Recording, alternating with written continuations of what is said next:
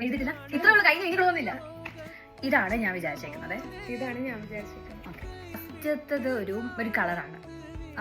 നമ്മുടെ രണ്ടുപേരുടെയും ഡ്രസ്സിലെ കളർ ഉണ്ട്. രണ്ടുപേരുടെയും ഡ്രസ്സിൽ കോമൺ ആയിട്ട് ഇല്ലാവാം, ലൈക്ക് ഉണ്ടാവാം ഇല്ലാതിരിക്കാം. മേബി എന്റെ ഡ്രസ്സിലായിരിക്കാം, അല്ലെങ്കിൽ നിന്റെ ഡ്രസ്സിലാവാം. ബട്ട് നിന്റെ ഡ്രസ്സിലും എന്റെ ഡ്രസ്സിലും ആ കളർ ഉണ്ട്. ഒത്തിരി ഇല്ല, ബട്ട് അതിലൊരു കളർ ഉണ്ട്. രണ്ടാമത്തെ ഹിന്റ്, നമ്മുടെ ചുറ്റുമുള്ളതില് ആ കളർ ഉണ്ട്. ചുറ്റും കളർ ഒത്തിരി ഇല്ല, ബട്ട് എവിടൊക്കെ ഇച്ചിരി. അതാണ് ഒന്നാമത്തത്. സോ എഴുതിയ. സോ രണ്ടാമത്തെ സംഭവം എന്താണെന്ന് വെച്ച് കഴിഞ്ഞാൽ ഇതൊരു സ്റ്റേഷനറി ഐറ്റം ആണ്.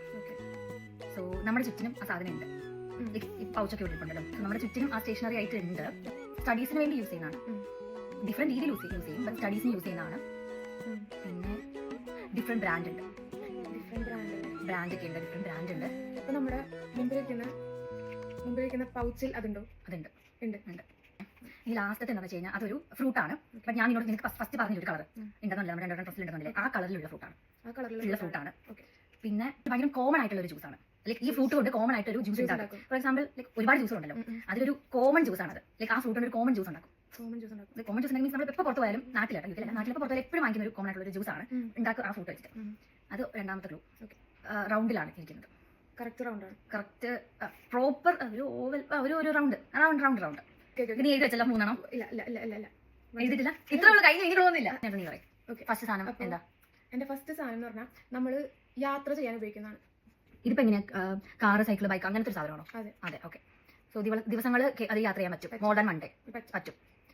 പിന്നെ പറഞ്ഞത് യാത്ര ചെയ്യാൻ ഉപയോഗിക്കുന്നതാണ്. നമ്മൾ എപ്പോഴും യൂസ് ചെയ്യുന്നതാണോ, അത് നമ്മൾ എപ്പോഴും യൂസ് ചെയ്യുന്നതാണോ, അത് വല്ലപ്പോഴും യൂസ് ചെയ്യുന്നതാണോ? വല്ലപ്പോഴും ഉള്ളൂ. ഇതിൽ ഒത്തിരി പേരെ കൊള്ളാൻ പറ്റും. ഒത്തിരി പേര് കൊള്ളാം. More than 10. ഓക്കെ. രണ്ടാമത്തേത് ഒരു കളറാണ്. ഈ റൂമിൽ ആ കളർ ഉണ്ട്. ഈ റൂമിൽ ഇഷ്ടം പോലെ ഉണ്ട്. വേറെ ഇച്ചിരി എളുപ്പമുള്ള കളർ ഹിന്ദി. ഈ റൂമില് ഏറ്റവും കൂടുതലുള്ള കളറിൽ ഒരു കളറാണത്. ആകാശത്തെ കളർ ഉണ്ടോ?